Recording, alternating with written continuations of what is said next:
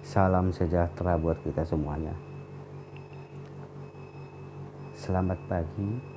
Pada pagi hari ini saya akan mencoba menyelesaikan tugas yang diberikan oleh tutor Hafiz. Semoga video pembelajaran ini bisa bermanfaat buat kita semua dan memenuhi standar seperti yang dikemukakan oleh Hafiz di dalam seminar-seminar pembelajarannya. Baik, gak usah panjang lebar, anggap saja sekarang saya berada di dalam kelas. Selamat pagi anak-anak sekalian. Ya, selamat pagi. Pada pagi hari ini kita akan memulai pembelajaran kita seperti yang sudah diinformasikan pada minggu yang lalu, bahwa pada hari ini kita akan melaksanakan praktek dengan judul pemisahan campuran dengan cara kristalisasi. Oke, baik. Sebelum kita memulai pembelajaran kita pada hari ini, coba anak-anak sekalian diperhatikan temannya di sebelah kiri, kanan, depan, belakang. Apakah ada temannya yang tidak masuk pada hari ini? Oke. Ternyata pada hari ini semua teman-temannya masuk. Karena semuanya sudah masuk, ya kita mulai saja pembelajaran kita pada pagi hari ini. Seperti yang dikemukakan tadi, bahwa judul pembelajaran kita hari ini adalah pemisahan campuran dengan cara kristalisasi. Sebelum kita melakukan percobaan, tentu saja ada beberapa hal yang perlu kamu ketahui. Yang pertama adalah bahwa sebenarnya sebelum melakukan percobaan ini ada beberapa pengetahuan bersyarat yang harus kamu pahami. Dan pengetahuan bersyarat itu sudah kita pelajari pada minggu yang lalu. Nah, sekarang Bapak akan mengingatkan kembali mengenai pembelajaran minggu yang lalu.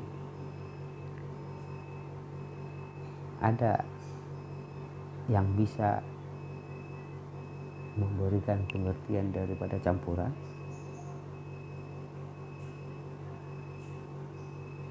Oke. Kelompok 1.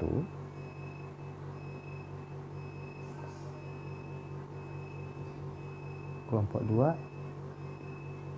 Atau ada yang bisa mengemukakan pendapatnya?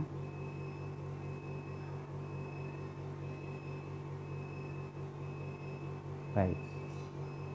Memang betul bahwa campuran itu berasal dari kata campur, yang artinya adalah bahwa ada dua zat atau lebih disatukan. Nah, dua zat atau lebih yang disatukan ini itu disebut dengan campuran. Nah, sekarang tugas kita sekarang adalah untuk memisahkan kembali campuran ini menjadi komponen-komponennya. Contohnya saja, misalkan air dicampur dengan gula, itu namanya campuran. Nah, kemudian kita akan memisahkan antara gula dengan air tadi, itu namanya pemisahan. Baik, kita lanjutkan. Campuran itu masih dibagi atau dibedakan atas dua bagian. Apa saja? Betul sekali bahwa campuran itu ada yang homogen, ada yang heterogen. Campuran yang homogen itu adalah campuran yang serba sama. Sementara campuran yang heterogen itu adalah campuran yang tidak serba sama. Bagaimana dan bagaimana ciri-cirinya itu sudah dijelaskan minggu yang lalu. Tetapi yang jelas bahwa setiap campuran, setiap unsur, setiap molekul, dan setiap zat mempunyai sifat fisika, sifat kimia, dan karakteristik yang berbeda-beda. Perbedaan karakteristik inilah yang menjadi dasar pemisahan campuran. Minggu yang lalu juga kita sudah membahas banyak sekali mengenai pemisahan campuran. Ada destilasi, ada kristalisasi, ada filtrasi, dan lain sebagainya. Nah, salah satu daripada pemisahan campuran itu akan kita lakukan sekarang percobaannya. Oke, karena pengetahuan bersyaratnya itu sudah kamu ketahui dan pahami, mari kita lanjutkan ke pembelajaran berikutnya, yaitu melakukan percobaan dengan judul pemisahan campuran secara kristalisasi. Baik anak-anak sekalian, di atas meja kalian yang sudah dibagi per kelompok, di situ sudah tersedia semuanya. Ada alat, ada bahan, ya. Nah, di situ sudah ada semuanya. Nah, yang pertama kamu lakukan sekarang adalah mendaftar atau mencatatkan semua alat dan bahan yang ada di sana. Coba didiskusikan dengan teman-temannya. Bapak berikan waktu sekitar 2 menit untuk mencatatkan semua alat dan bahan di sana. Tentu saja harus lengkap dengan spesifikasinya. Apakah alatnya itu terbuat dari kaca, apakah terbuat dari logam, bagaimana warnanya, itu semuanya harus dicatatkan di catatannya. Oke. 2 menitnya sudah habis. Nah, sekarang kita lanjutkan. Setelah kamu mencatatkan semua alat dan bahan yang ada di sana, kita lanjutkan ke judul percobaan. Di sana tadi kan juga sudah tersedia LKS-nya di atas mejanya, sudah ada LKS yang dibagikan perorangan walaupun kerjanya per kelompok. Di situ jelas tertera judulnya pemisahan campuran dengan cara kristalisasi. Tetapi di sana Bapak sengaja mengosongkan tujuan daripada pemisahan campuran tersebut. Bapak mau menanyakan, kira-kira nih, kan sudah ada di sana judul percobaannya. Apa yang bisa kamu pikirkan atau masukan apa yang bisa kamu kemukakan kalau judulnya seperti itu? Apa ya yang menjadi tujuan pembelajaran pada pagi hari ini? Oke, coba didiskusikan berkelompok. Bapak berikan waktunya juga sekitar 2 menit. Oke, kelompok 6, apa yang menjadi tujuan pembelajaran kita hari ini? Bagus sekali. Kelompok 3, ada yang mau ditambahkan dari pendapat kelompok 6? Oke. Atau ada di antara kalian secara perorangan yang mau mengemukakan pendapatnya, silahkan. Oke, baik. Kalau Bapak simpulkan dari apa yang kamu kemukakan tadi, memang betul bahwa tujuan pembelajaran kita memang adalah untuk memisah-misahkan campuran yang ada tadi bahannya di atas meja kamu. Kita mau misahkan itu supaya terpisah-pisah atas komponen-komponennya. Jadi terima kasih kepada kelompok dan teman-teman sekalian yang tadi sudah mengemukakan pendapatnya, dan memang apa yang kamu kemukakan itu benar adanya.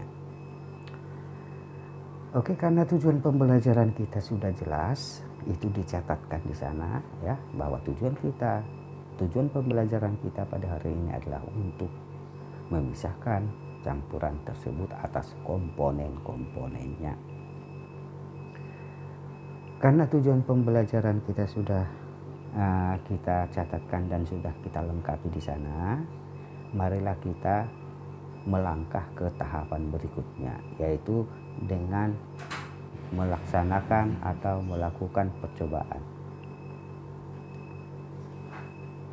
Kalau kamu lihat prosedurnya, prosedur yang pertama adalah melarutkan bahan campuran yang mau kita pisahkan ke dalam air.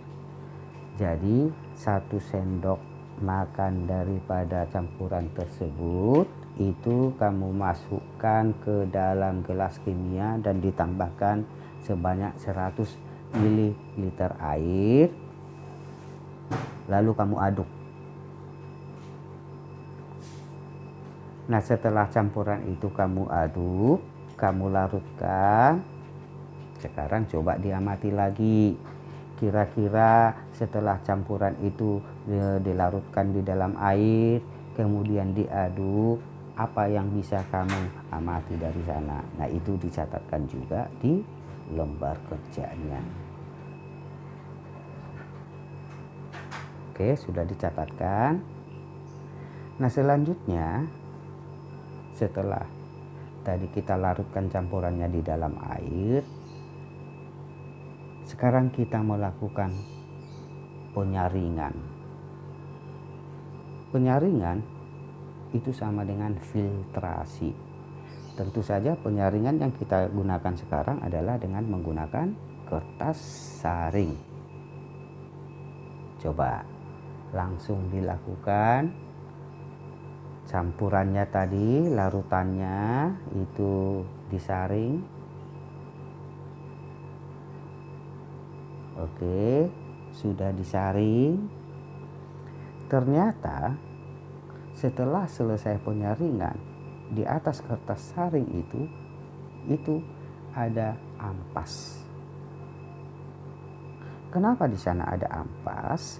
Karena ketika dia disaring, dia tidak lolos melalui pori-pori daripada kertas saring. Jadi dia tetap posisinya di atas. Kenapa dia nggak lolos? Karena ukuran partikelnya itu lebih besar dari pori-pori daripada kertas saringnya. Sehingga ampasnya itu tidak bisa lolos melalui pori-pori kertas saring. Ampas ini disebut dengan residu. Sekali lagi, ampas ini disebut dengan residu.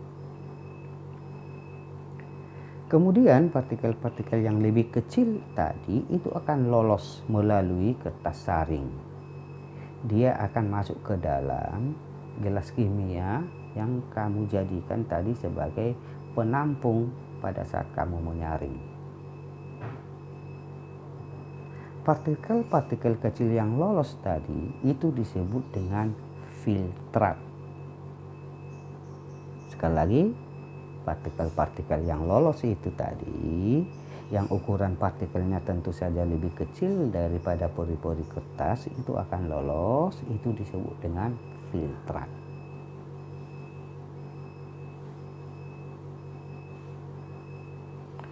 Kemudian kita lanjutkan ke prosedur yang berikutnya. Filtrat yang sudah dihasilkan tadi, kalau kita amati, itu memang sudah lebih bersih daripada hasil sampel yang tadi pertama dicampurkan antara campuran dengan air. Nah, tetapi kita akan mengupayakan supaya filtratnya itu bening, jernih, tidak ada lagi pengotor. Nah, oleh sebab itu coba dilakukan penyaringan sebanyak 3 kali. Prosedurnya sama. Ya, Bapak berikan waktunya 5 menit untuk menyaring sebanyak 3 kali, ya. Pelan-pelan, hati-hati, karena memang alat-alat kita banyak terbuat dari kaca. Oke. Sekarang kamu sudah memperoleh filtrat yang jernih dan bening. Selanjutnya apa yang harus kita lakukan? Yang harus kita lakukan adalah mengambil sebanyak 5 ml daripada filtrat tersebut. Diambil sebanyak 5 ml, diukur dengan menggunakan gelas ukur. Kemudian setelah diukur tepat 5 ml, itu dimasukkan ke dalam pinggan atau cawan penguapan. Dah? Setelah dimasukkan ke dalam cawan penguapan, lalu kita nyalakan pemanas spiritus, kita tempatkan cawan penguapannya di atas kasa, ya, dengan yang kasanya itu diletakkan di atas kaki 3, ya, kita panaskan. Lalu ada pertanyaan, kira-kira berapa lama harus dipanaskan? Yang jelas, pemanasan akan dihentikan apabila semua zat cair yang ada di dalam pinggan penguapannya itu sudah menguap semuanya. Kalau sudah menguap semuanya, berarti pemanasan sudah selesai. Oke. Sambil dilanjutkan pemanasannya, atau ada yang sudah selesai memanaskan, di mana air yang di dalam cawan itu sudah menguap semua. Baik. Kalau sudah airnya menguap semuanya, sekarang bisa kamu amati bahwa di dalam cawan penguapan tersebut itu akan ada kristal yang berwarna putih. Sekali lagi, setelah penguapannya selesai, ternyata di dalam cawan penguapannya itu ada, ya, kristal yang berwarna putih. Itulah yang merupakan produk atau hasil percobaan kita pada pagi hari ini.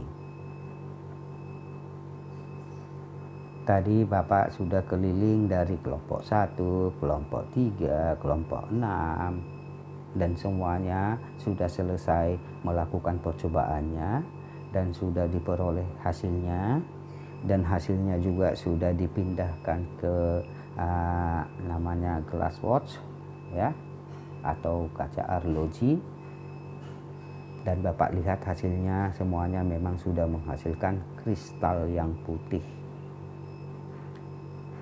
Artinya bahwa pelaksanaan, percobaan, pemisahan, campuran dengan cara kristalisasi itu sudah selesai, karena kristalnya sudah kita peroleh atau kita hasilkan. Nah, itulah serangkaian percobaan yang sudah kamu lakukan tadi, itu perlu dipahami. Selanjutnya, setelah kita selesai melakukan percobaan, ada hal-hal yang perlu juga Bapak kemukakan yang harus dicari dan dicatatkan nanti di laporan kerjanya, di laporan praktikumnya. Apa itu yang harus kamu cari? Tadi kita memisahkan campuran, ya, memisahkan campuran dengan cara kristalisasi. Nah, tugas kamu sekarang adalah mencari beberapa contoh yang mana karakteristiknya sama dengan zat yang kita pisahkan sekarang, sehingga dia bisa dipisahkan dengan cara kristalisasi.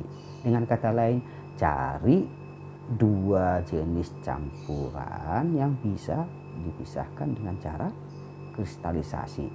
Tentu saja pertimbangannya adalah sifat-sifat fisika, sifat-sifat kimia, dan karakteristik zat seperti yang kita pisahkan sekarang. Dan yang kedua, setelah kamu nanti bisa mencari contoh dua zat yang bisa dipisahkan dengan cara kristalisasi, kamu juga perlu mencari apa sih gunanya ini kita pelajari. Kita kan sudah belajar nih cara pemisahan dengan cara kristalisasi. Ada nggak manfaatnya, ada nggak penerapannya, atau ada nggak aplikasinya di dalam kehidupan kita sehari-hari? Dan pasti ada. Karena tidak mungkin kita mempelajari sesuatu yang peruntukannya atau kegunaannya itu tidak ada di dalam kehidupan sehari-hari. Nah, itu yang perlu kamu catatkan nanti di lembar kerjanya. Dan lembar kerjanya seperti biasa kita praktek sekarang, kita percobaan sekarang, berarti dikumpulkannya minggu depan. Oke, karena pembelajaran kita sudah selesai pada hari ini, waktunya juga sudah habis, maka Bapak sudahi saja pembelajaran kita pada pagi hari ini. Bapak ucapkan selamat pagi, salam sejahtera buat kita semua. Oke, begitulah tadi video pembelajaran sedikit dari saya. Mudah-mudahan apa yang saya kemukakan ini bisa menjadi menjadi gambaran keberhasilan yang dilakukan atau disampaikan oleh tutor Hafex. Saya juga mengucapkan terima kasih kepada semua tutor Hafex yang luar biasa sabar. Cara menyajikan materinya juga luar biasa. Semoga kedepannya Hafex semakin jaya. Salam sejahtera, salam pendidikan. Semoga kedepannya pendidikan Indonesia semakin maju. Terima kasih.